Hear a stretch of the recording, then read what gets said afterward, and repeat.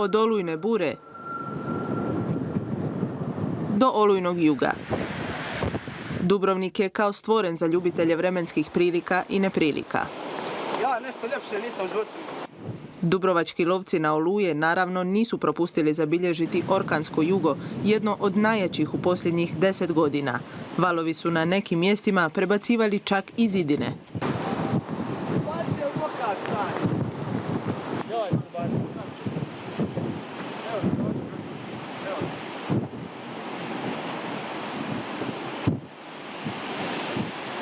Gotovo nestvarne fotografije oluja, munja i pijavica dubrovačkim su lovcima na oluje donijele svjetska priznanja. Osvanule su na CNN-u te na naslovnoj stranici poznatog portala Space Weather, koji se bavi astronomijom.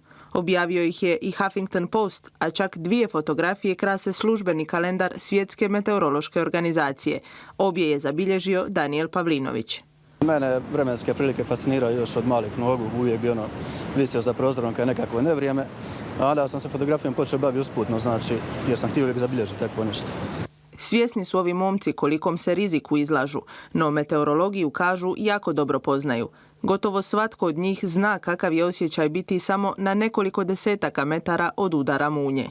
Bilo je nešto kao blizu, onako malo izbaci zrak iz pluća, ali bili smo zaštićeni, znači nekako i građevina uvijek kad je grmljansko nevrijeme.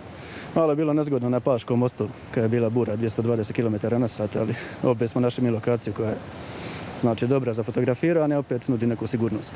Ovakve situacije se događaju vrlo rijetko i svi moji ukućani, mislim, razumiju tako nešto, tako da cijene to što radim, vam reći tako.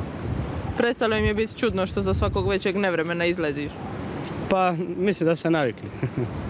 Poznavatelji meteoroloških prilika Dubrovnik nazivaju alejom pijavica, no sudeći prema nedavno oborenim rekordima u količini oborina te udarima vjetra koji nerijetko prelaze 100 km na sat, Dubrovnik bi se mogao nazvati i rajem meteorološke fotografije. Dubrovnik je zaista baš u meteorološkom smislu vrlo zanimljivo područje. Onako imamo i što se tiče gradova na Jadranu, pogotovo u Dalmaciji, najveću količinu kiše, znači godišnji, najveći broj sunčanih sati.